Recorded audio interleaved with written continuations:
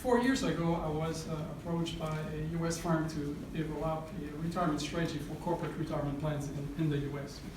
And when I was doing this research, I realized that in our industry, we do a tremendous amount of research on everything that has to do with asset pricing, risk factors, or factor investing. But we don't actually do a lot of research on issues related to retirement planning, even though the marginal benefits to investor would be much more significant.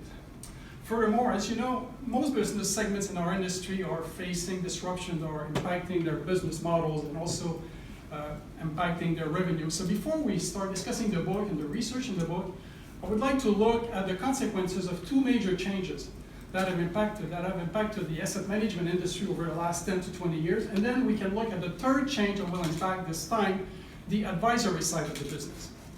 So the first two changes basically are ETF and factor investing. And as you know, ETF have contributed to a significant reduction in asset management fees worldwide. According to the consultant McKinsey, over the last 5 years, the average management fee for all fixed income and equity product in the world has declined by 25%. And I think we can attribute a lot of this to the existence and competition that comes from the ETF market. Now, factor investing has also impacted the asset management industry. Since 2015, we have witnessed an explosion in the offering of factor-based product.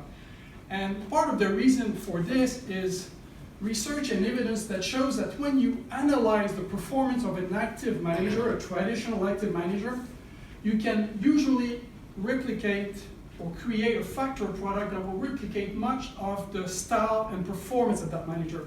Actually, in our research that we did, in 75% of the cases, when you look at an active asset manager, you can replicate his performance using a factor product, and obviously at a much lower cost.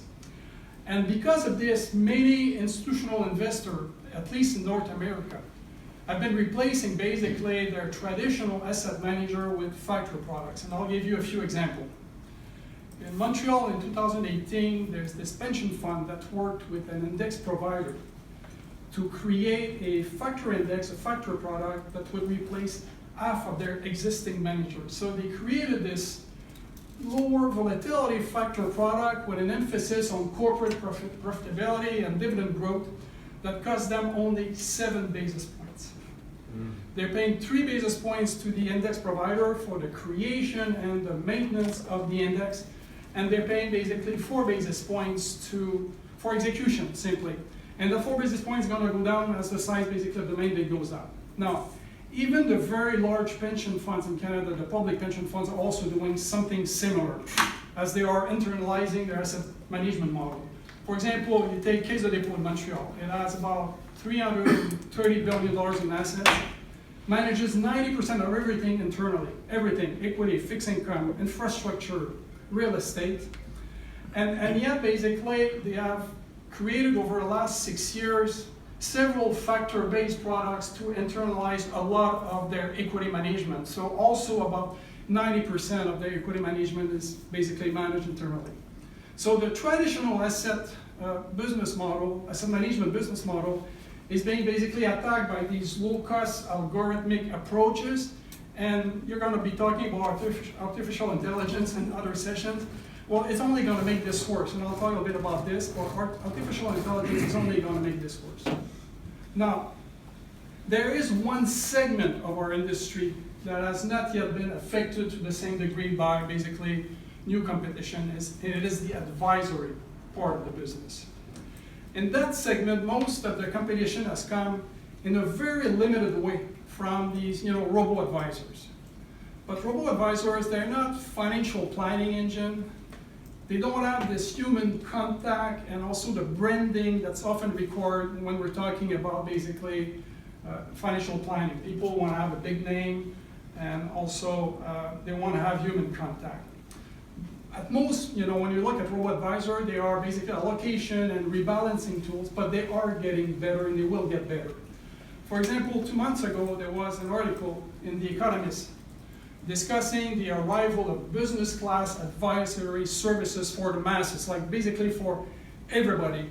And it is to be expected that technology will allow the average investor out there to have access to quality financial planning services at a low cost.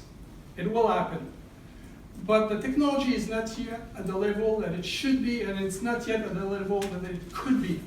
And part of the reason for this is simply a lack of research in this field, a lack of research leading to a lack of consensus about so many portfolio management issues related to financial planning. There's a lot of literature out there that offers to investors conflicting advice. And if you want to build a better process, build better tools, better technology, I mean, you have to agree on some of the basically principles of financial planning. And I'll give you, 5 examples of where this is not working. First one is the issue of asset allocation. When you have taxable and non-taxable account, and where do you put your fixed income or your equity first? So you have basically experts saying, no, fixed income goes in the taxable account first, and then you have experts saying, no, equity goes in the taxable account first. So which one is it, and why? So this is one of the issues, for example, that's addressed in the book. Second example, there's a lot of conflicting advice on the use of annuities. And one topic is, should we buy annuities in the low interest rate environment? Well, you have experts that say, no, you should buy annuities in low interest rate environment, and some others say, no, you should not. Life insurance now. Some experts say, term life is definitively better, for basically the average investor. No, universal life is definitively better for the average investor. Now, which one is it? So this is another topic also that we address. Fourth topic, everything that has to do with like glide path and allocation, risk allocation for investors.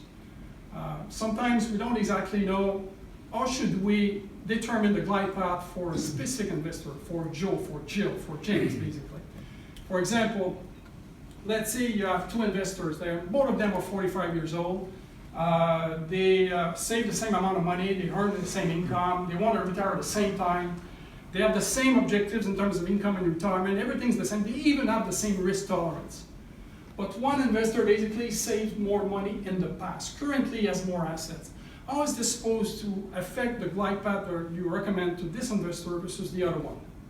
This is another topic that's addressed in the book. And finally, the last example I'll give is the whole issue of assessing risk tolerance of investors and determining, how is this assessment relating to the allocation that we recommend for investor.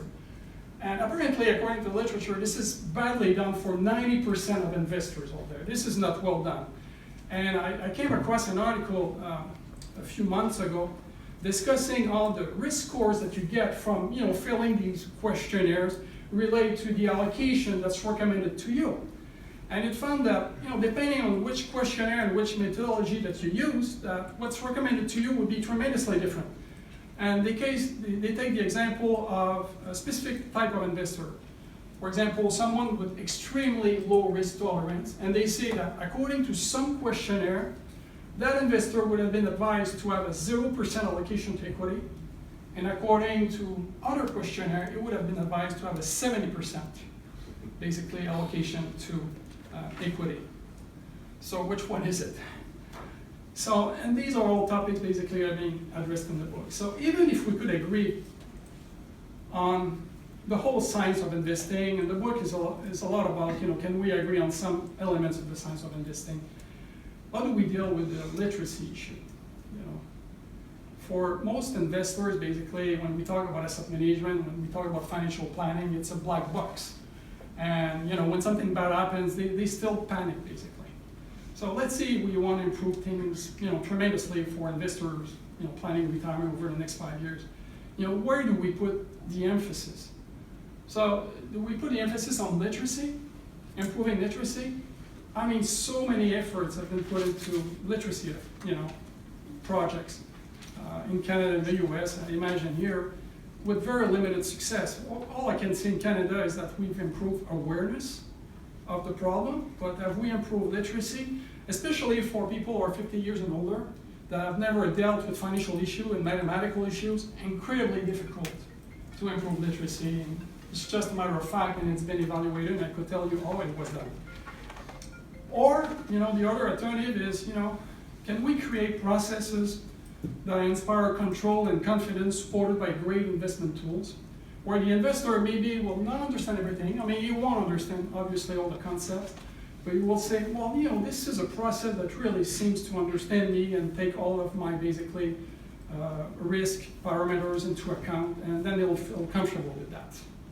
And I think we have a much better chance of saying we're going to improve processes and we're going to create better tools than we are basically improving literacy tremendously about financial management issue for people over 50 or 40 even.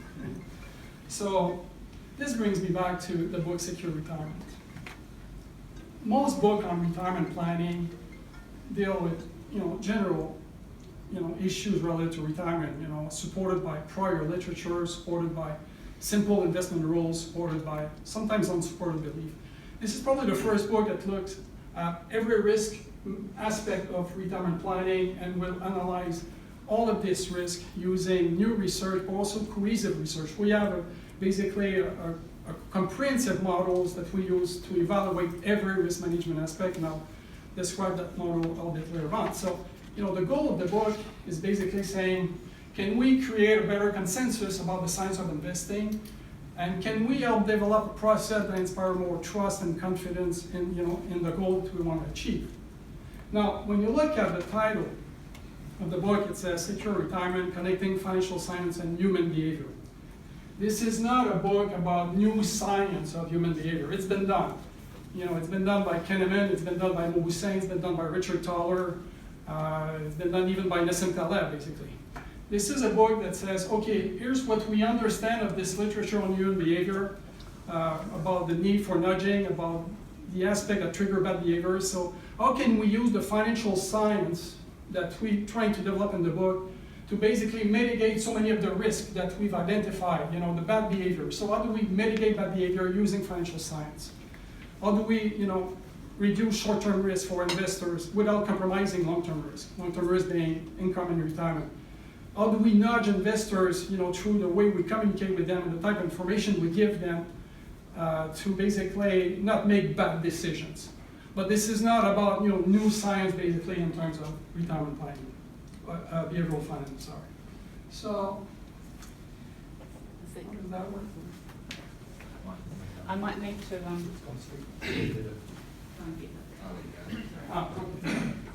So, okay. There's two important aspects that we should understand about this problem.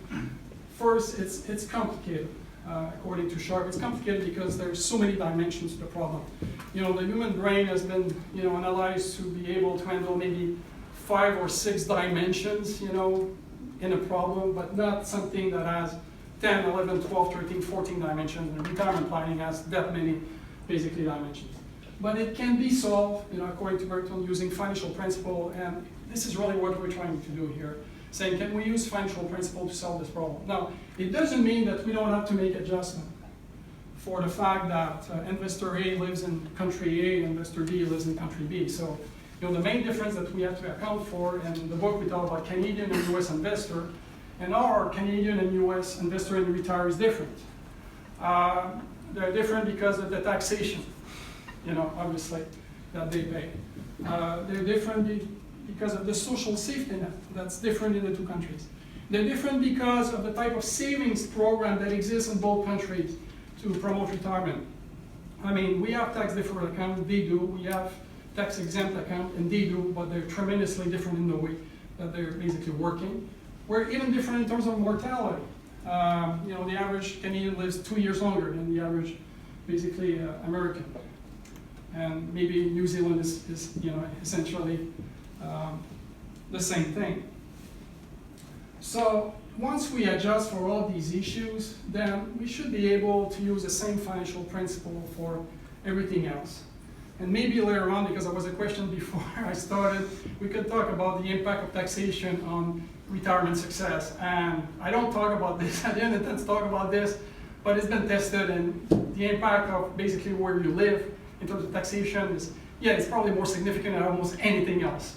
For example, for a Canadian moving from Quebec to Florida, if you accept the healthcare risk, the impact is absolutely amazing, But if you live in Connecticut or New Jersey in the US and you move to Florida, then you have the same healthcare risk issue, basically.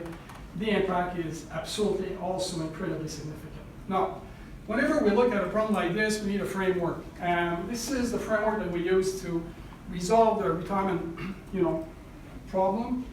And some of you might recognize it. This is the same framework that's being used by the corporate boards to analyze their strategic decision and determine the corporate appetite for risk. It's the COSO framework. It's basically the same framework. It starts with setting objective, but also how do we measure success? It's part of setting the objectives, and we'll talk about this. And then we have to identify all the risks that relate to retirement planning, and all the elements that are there are analyzed in the book. It also considers the fact that most of the risks that we're going to be talking about, they're different whether you're in accumulation and transition towards retirement or in decumulation. They're not the same risk. And then you say, okay, first you need obviously a model to integrate all of that. We'll talk about this very soon. But also you need to say, how do I mitigate these risks? Should I use annuities, and how successful are annuities in mitigating risk? And even we're going to be talking about using dynamic risk management. Everybody has heard of the glide path, but there are versions of glide path or dynamic glide path, and some versions of them were developed by the EDEC school in Paris. We tested this approach. It works incredibly well. I'll give you some results. And one problem is it had a very high turnover, but we modified it so that the turnover would be reasonable, basically. And then we end with reporting to investor, and that's a loop basically because we should be doing this once a year, at least. It's a dynamic process. There's almost no retirement solution that solves the problem for your entire life, unless you have a defined benefit plan and that's all you have, and it's enough. But for everybody else, basically, it's a dynamic problem, and it has to be registered or reviewed every year. And we'll talk about what kind of adjustment could be made. Now, this is a model that was designed to simulate everything that we did in this book, basically. So there's not a single risk management aspect that will go through this simulation engine. These are all the components here that you see on the left. And I'm currently actually developing a better engine, a faster engine, because we're going to be implementing some AI machine learning solution on this. Currently, this is a simulation tool. It wasn't fast enough. So we designed something that can produce the same simulation much faster, about 50 times faster. So in doing so, we're going to be able to basically generate enough simulations, hundreds of thousands of them, to create a machine learning solution that we may actually make available on the web. And if you have questions, I can talk about this later on. Now, how's the book structured? Well, everything we did is structured around the case of an individual called John, with a case study. And in chapter 2, John basically he lives in a perfect environment. There's no uncertainty of return. There's no uncertainty of longevity. There's no taxation. This is great. By the time we're in chapter 8, we have all of that. We have all these uncertainties, and we say, how do we deal with that? How do we deal with uncertainty of longevity of returns with these different tax saving programs, with annuities, and how much annuities we should have? How do we deal with all of this? Should we be looking at reverse mortgages or not? Does that make sense?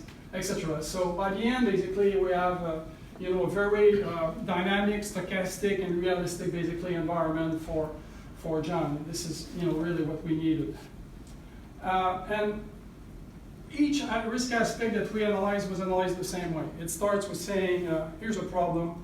What's the literature saying about this? For example, should we buy annuities in the low interest rate environment? So what's the literature saying? What are experts saying about that?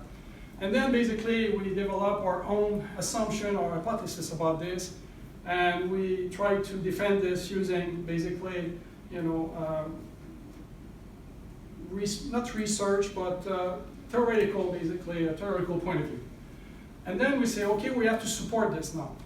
So we're going to be using a scenario analysis to support that. And after that, we're going to be using Monte Carlo simulations. So by the end, basically, we've said, what's the literature saying? What's our opinion on this? And then we support it with two types of analysis. So like I said, scenario analysis and Monte Carlo. And sometimes we have several types of Monte Carlo analysis. Now, these are all the topics that are covered in the book. And one aspect you'll notice is that there's one topic that's not there. It's active asset management. Does it have to play a role? Should it play a role, basically, in terms of retirement planning? And maybe it should, but we didn't talk about it because we wanted to make sure that The whole book was about risk management and risk mitigation. We didn't want basically to pollute the conclusion of the book by talking about some active strategy out there that exists. But now basically that the book is completed, we are working on publishing papers about whether or not some active strategies basically could help. I'll give you one example of a paper that we're currently writing. Covered call strategies. Do they make sense? Selling the upside. And some experts say, oh, it makes a lot of sense because in retirement and the yield is very high. And others say, no, you give up too much of the upside. And it's kind of funny because you have these two opinions, and then I spent like the whole summer last summer, a few years here and there, I was trying to find a paper that actually looks at this. A research paper, not just an opinion. I couldn't find a single paper basically that supported this with serious research. So basically what we're doing right now is we're trying to simulate the covered call strategy that are sold actually by the Bank of Montreal or using their investment policy. And we're trying to answer this question using scientific research. Does it make sense?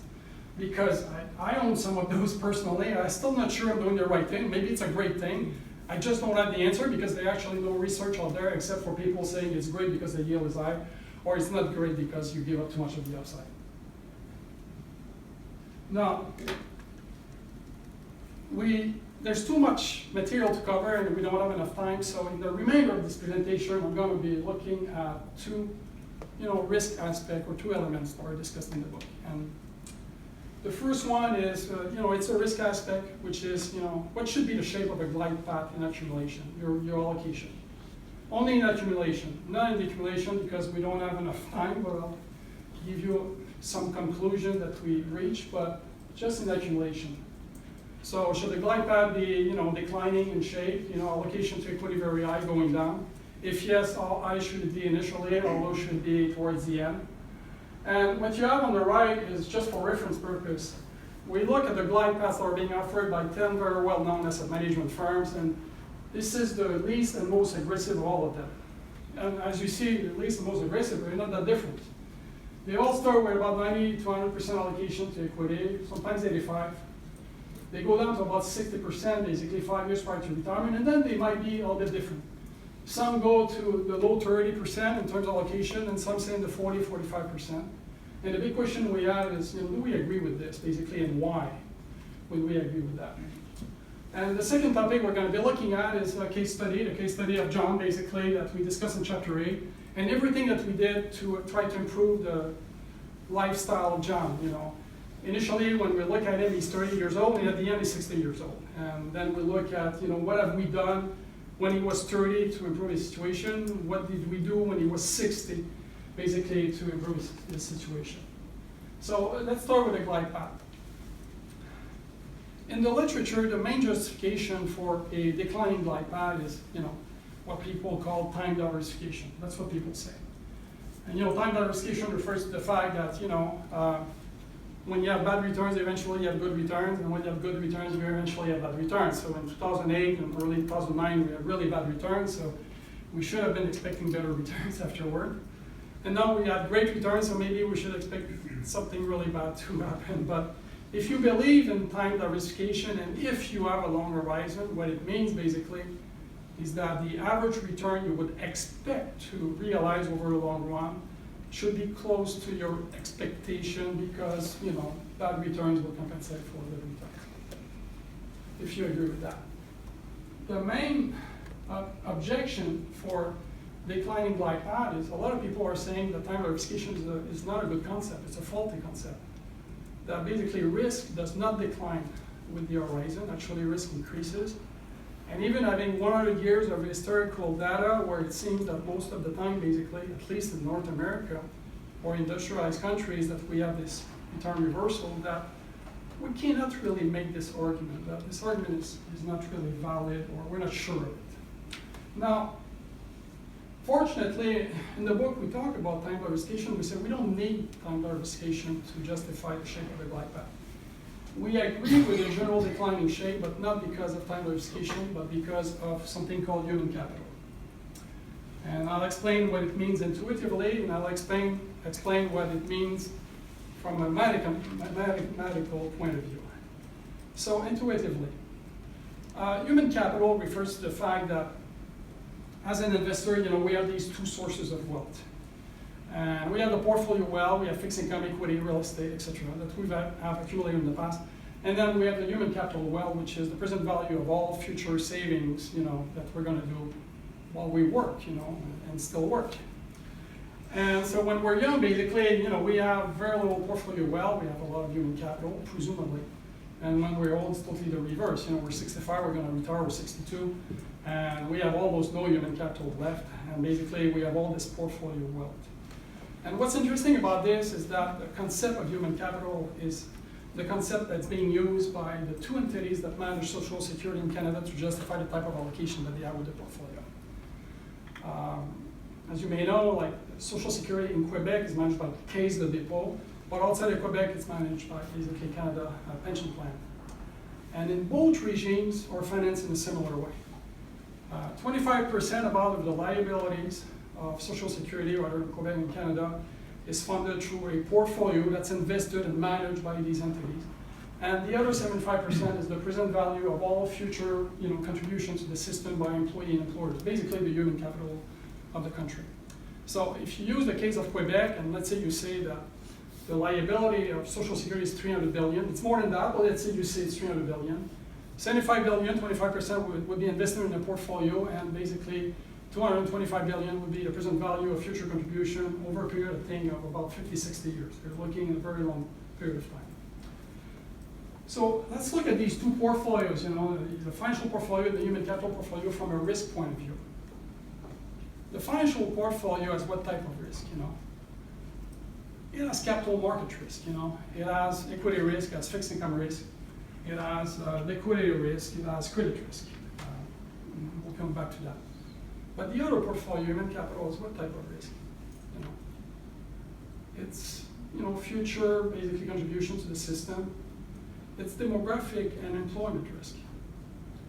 And even though there's some risk in projecting demography and projecting basically employment, this is considered way less risky basically than the financial part of the portfolio.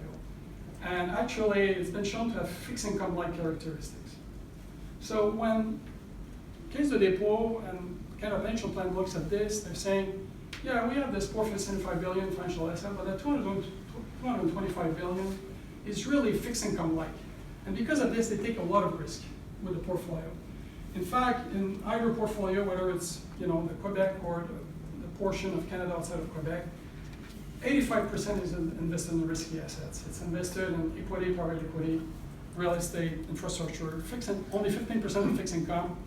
And actually, Canada Pension Plan is actually allowed to use a little bit of leverage on that portfolio. Not a lot, but a little bit of leverage. Might be 15%, I'm not too sure, but they're allowed to basically use some type of leverage on the portfolio. So the same principle that applied to Social Security applied to an individual. Maybe we don't have the demographic aspect, or more long-term. But basically, as an individual, when we're young, we face basically human capital risk and very low portfolio risk because we don't have much. And when we're old, basically, we face portfolio risk and not so much human capital risk because we don't have much left. And because of this, the risk that we can take when we're young is far greater than the risk that we can take when we're old. Now, you might say this is intuitive, but there's a mathematical reason for this. It's just not intuitive. There's mathematics behind that. So we're going to be looking at this problem in two ways. And the first way is scenario analysis. The second way is simulation.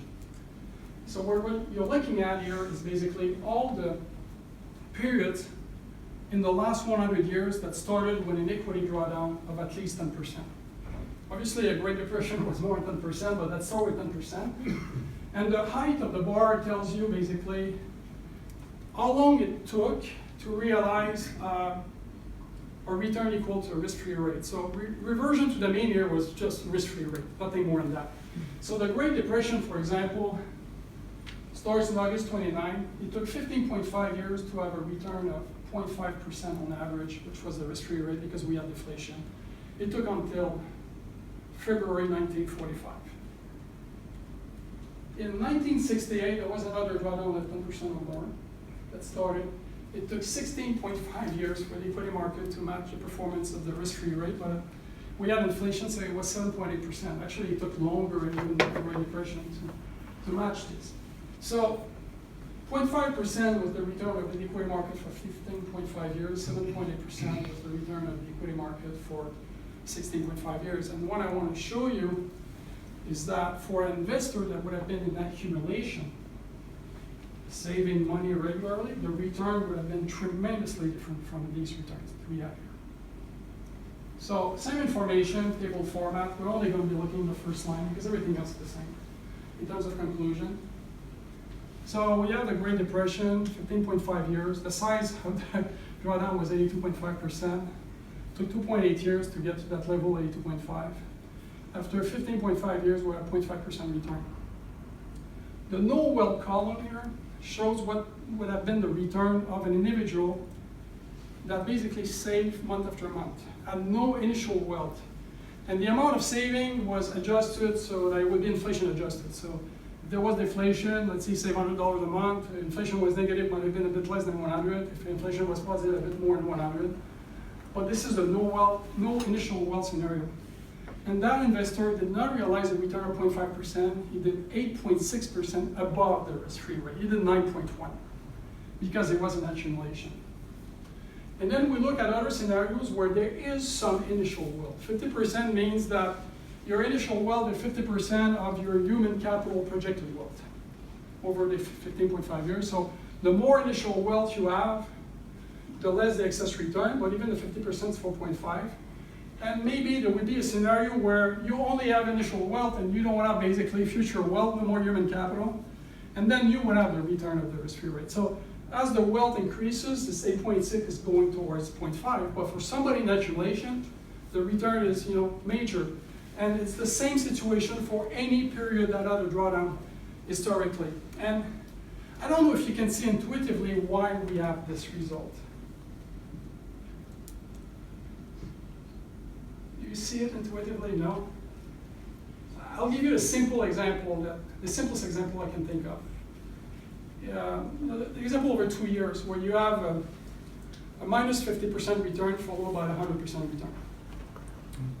You have $2,000 initially. You lose 50, you have 1,000. You have 100% return, you have 2,000. Your return over 2 years is zero basically. Let's say you were in accumulation. You didn't have 2,000 initially, you put 1,000, and the following year you put 1,000. 1,000 minus 50% is 500, you had 1,000, 1,500, times 2, 3,000. Sound like you're doing all better. But somebody might say, what if it was the reverse? Instead of having minus 50 plus 100, you have plus 100 minus 50. In the scenario where you only have 2,000 initially, you end up with 2,000, still zero. In the other scenario, you do lose, but you lose 25%, it's not symmetrical. You lose 25% in one case, you gain 50%. Now, this is only 2 years. Think about this, you're in accumulation not for 2 years, you're in accumulation for 20, 25, 30 years. So this process basically of facing stochastic returns while in accumulation is actually smoothing and improving your excess return over the return of the equity market. And as long as your initial wealth is small compared to your human capital, it works basically in your favor.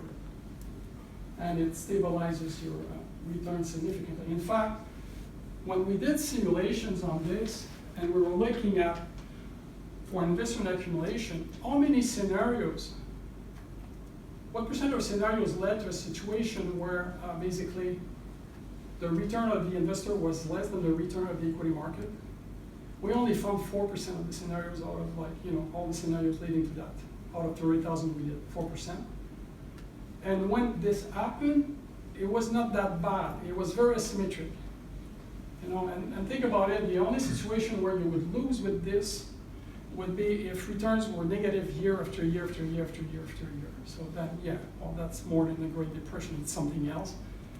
And probably, your money is not worth anything anymore, but we could only find 4% of the scenarios leading to that. And we did the same thing using a Monte Carlo simulation, and I'll try to run this fast. This figure here basically is showing final wealth after 35 years for an individual. So every point, every line is final wealth over 35 years. But number 1 to 35 is not number of years, is a different glide path. Glide path number 1 means that you have a very conservative glide path for 35 years. Number 2 means you have an aggressive glide path for 1 year, and then it's conservative for 34 years.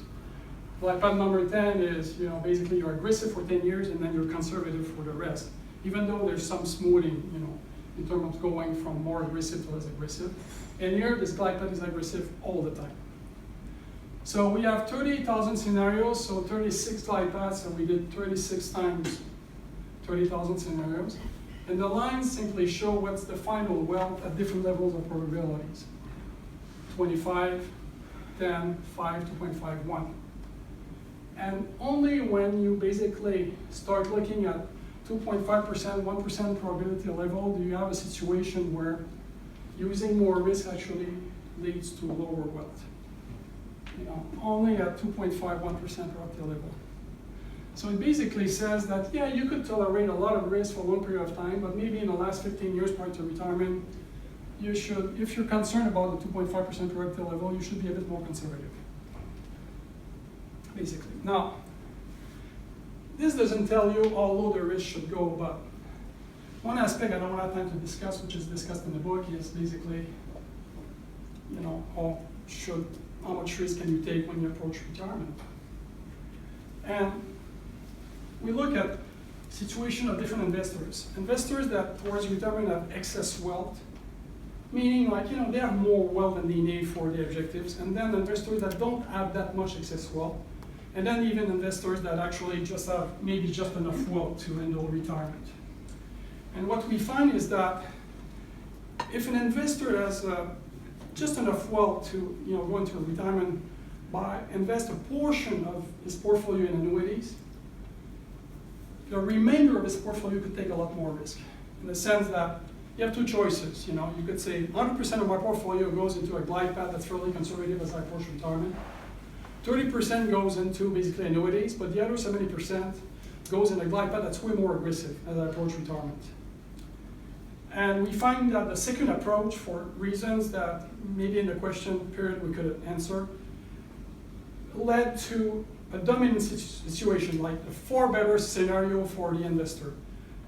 Better income in retirement distribution, better wealth even in most cases, using annuities and not using annuities. Now, this is not true for an investor that has excess wealth, but for the investor that does not have excess wealth, the annuity tremendously improved the situation. And we're going to see some numbers on that basically a little bit later on.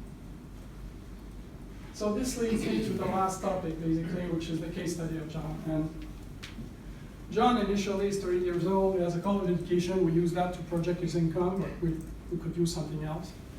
He'd like to retire at 65. He won't, but he would like to. He has a preferred income objective at 85%, so he would like to have 85% of his prior work income in retirement as retirement income. He has what I call an essential income objective, same 2.5, which means that if things went bad, financial markets and things are bad, how much flexibility do I have to adjust his retirement income, even if it was temporarily? You want to pay 85, but bad things happen, and you say, you know what? If you want this to be sustainable, you might have to reduce it for a few years. It might be reversed later on, but so this is the flexibility that it gives me. He saved 9% of his before-tax income annually. He has a corporate retirement plan, so this is an American. We're talking about a 401k plan, and with partial matching, which means that he contributes and the company, matches some of that. So when we have this, the first thing that we do is say, forget the simulation. If we use a deterministic scenario where returns are certain, does he even achieve his goals? Because if he doesn't achieve his goals with a scenario where basically returns are certain, you're not going to like this simulation, a Monte Carlo simulation. There's no point doing Monte Carlo simulation. Now, to be even able to answer this question, we have to define how do we determine or measure success. And in this case, in the book we propose several measures, and this simplest one actually is what I call the percentage of PI over target, where we use some mortality assumption here. And in this case, the mortality assumption was 25% level, meaning that if he intends to retire at 65, he has a 25% probability of living longer than 91. So up to 91, he said, you know what, I want to be sure that I realize the income that I targeted. I'd like to be sure. And after 91, I'm willing to take the risk that, you know, I may not live that much longer than 91. The simulation does take into account, we'll go into that later on, that when he's 80 at 25% probability, it's no longer 91, it might be 94 now. Somebody who's 80 might have a 25% probability of living, you know, to 94. But right now he's 65. And using this measure, we get 88.1%. So we don't have 100%, and this is a deterministic scenario with no uncertainty in returns. So there's three options that we looked at to raising this to 100% before we try to improve the situation. You can raise the saving rate from 9 to 10% for 35 years, or postpone retirement by 1 year will do the job. That's enough, it compensates for that. Or you could reduce your income objective from 85% to 80%, you know, in retirement. This is not something we can optimize. We have to ask the individual, you know, what is it that you want? And let's say he chose that. And it's kind of interesting when you look at the effect of raising saving rates to 10% versus postponing retirement, because you look at the debate in France over, you know, retirement, and they can retire at 62, and the government would have liked to maybe raise this to 65. Well, this is the impact of 1 year versus the saving rate. Imagine the impact of 3 years. So this is like incredibly substantial. So let's say he chose that. And then we look at, you know, things we can do for him. And we have three measures. We have the percentage of PIO target for the bottom half of scenario. I'm not interested in the top half because the top half is doing well, you know. So I'm looking at the bottom half. Top half is probably 100% because, you know, I made sure the median scenario was 100%.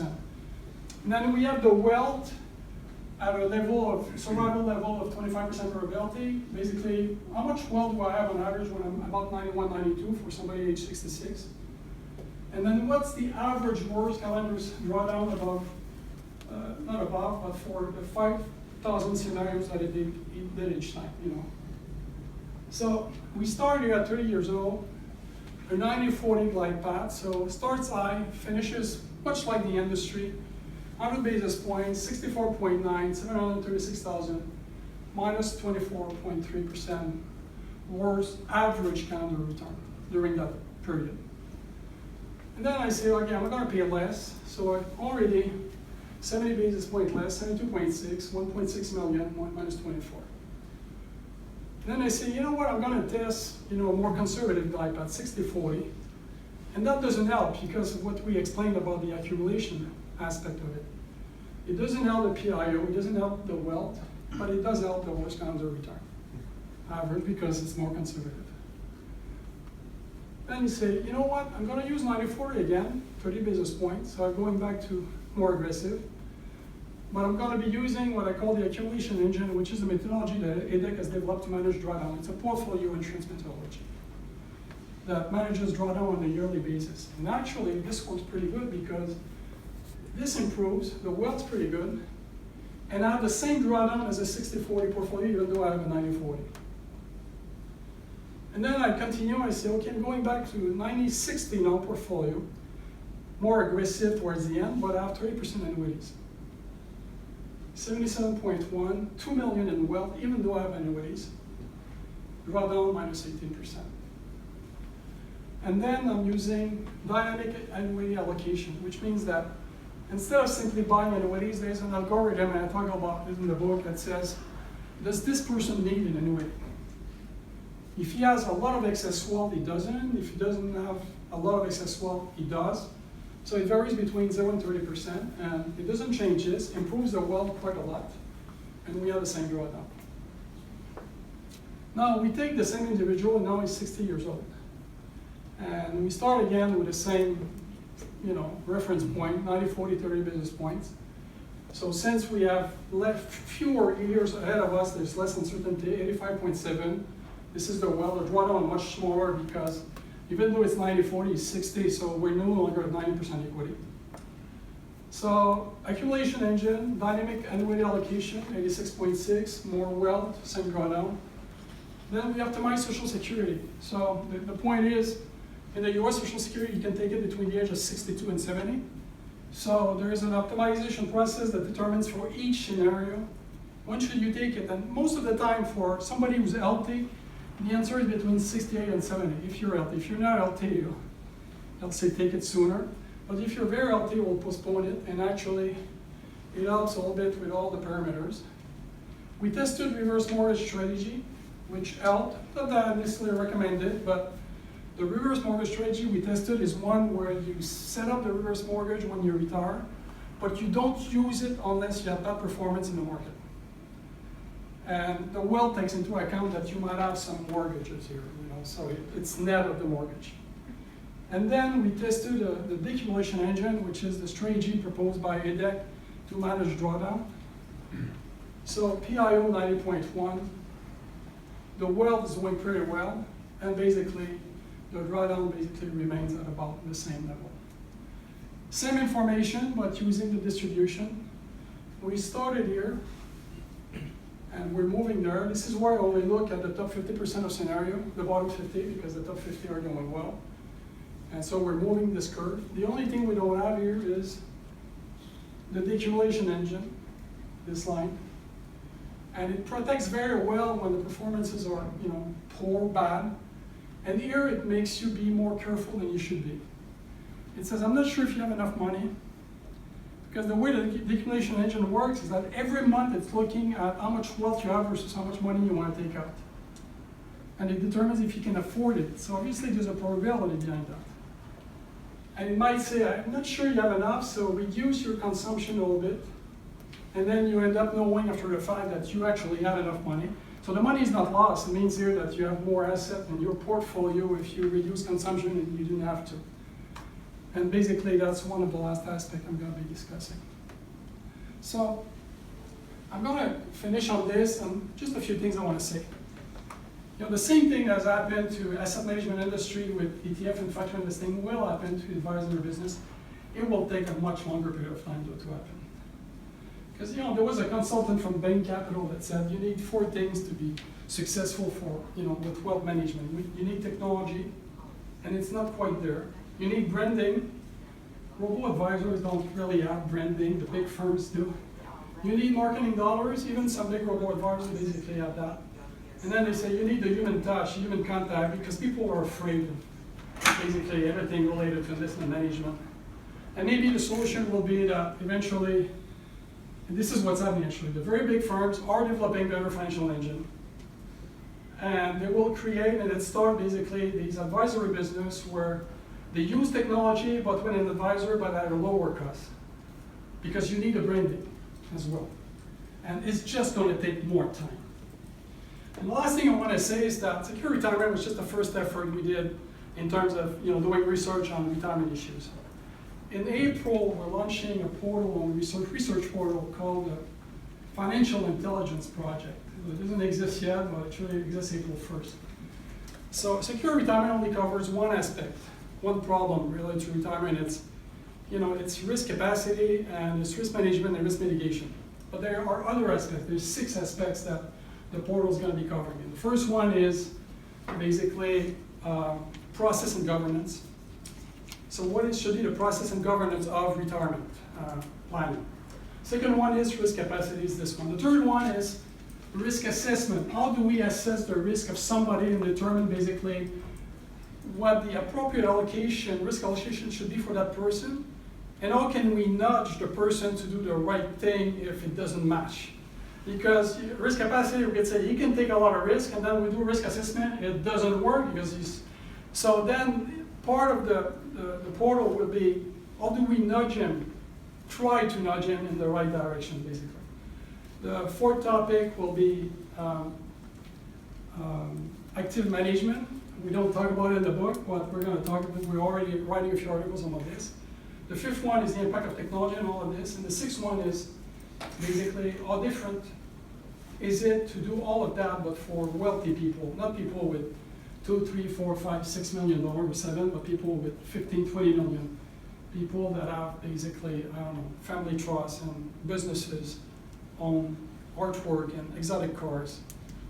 Because actually, I spent like a lot of time meeting with advisor about a year ago, discussing what do you do for your wealthy clients. And I came to the conclusion at the end that there's nothing that cannot be coded, almost nothing. I'm not saying for the guy who has 200 million, but for most people, 20, 30 million, there's like not much that you cannot code. And the final aspect of it would be that we intend before year end to start offering basically a machine learning solution to this problem. So instead of using a simulation engine to determine basically if your situation is sustainable and how risky it is using a machine learning algorithm that will provide answers and sensitivity analysis much faster than we could do it basically with a simulation engine. And that's basically it, and I don't know if you have any questions.